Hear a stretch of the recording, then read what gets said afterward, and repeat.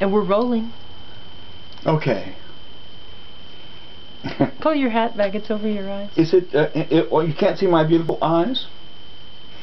Okay, this is,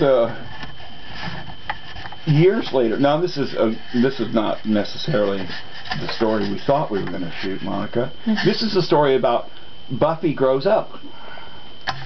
Okay? Mm-hmm. So, through all of this, the time from my shop in the U District and working at Boeing, and then I had, you know, I got married and moved out to Duval. I built myself a house out in Duval, mm-hmm. and it was a barn. They called it the barn house, and it had a lot of friends. It had a lot of notoriety, actually, but that's a different story. Did the piano drop? and I was living in. At the time, I hadn't moved into that house out, and we were still living in Seattle. Okay. Sally and I were. And we'd been married for about a year and a half or two. Mm-hmm. And Buffy gives me a call. Now, this part's kind of incriminating, so I don't know how much of this Anyway, needless to say, she reconnected with me. And now I'm married, and we reconnected. And by this time, our relationship was different than when we were taking, you know, she was how old drugs. Now, Larry? Different now that I'm not her drug dealer. And she's older now. And then now I have moved into my house in Duval, and all of a sudden, Buffy calls me again. And she said, guess what? I said, what? She said, Glenn and I are we're renting a house right down the road from you. I said, in Duval? Yeah, it was fall, you know. I said, yeah, cool. And so the road that goes out from town, up to my house, there's a couple old farms. Sure enough, they rented this old farmhouse. And she and Glenn, now Glenn was her squeeze. They weren't married, but he owned the,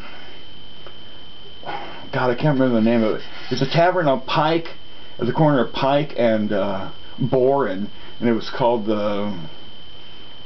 I can't remember the name of that. Boren, across from where those 3 columns are? Yeah, it's a... Oh, I remember. It was that a notorious hippie bar, and Glenn and I think Buffy's brother was involved in that too. Anyway, that's how she met Glenn, and they became a couple. And now the next thing I know, I'm living in my barn house alone because I split up with Sally, and Buffy's right down the road, and her old man is gone all day.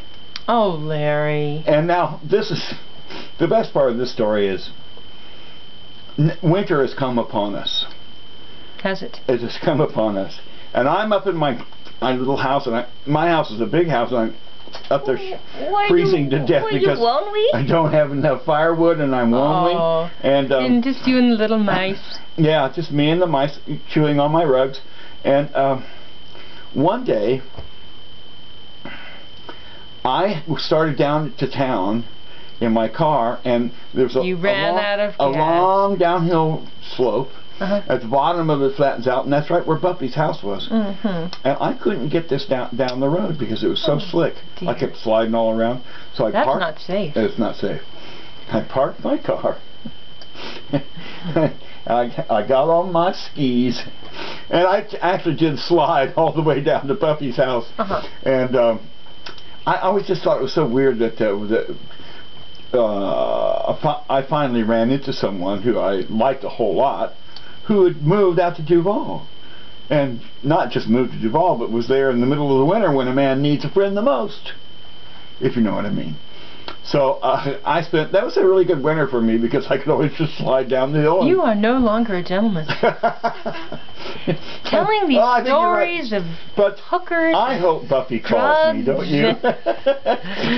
So that's the story about adultery. The second story about Buffy. Charming. That's charming.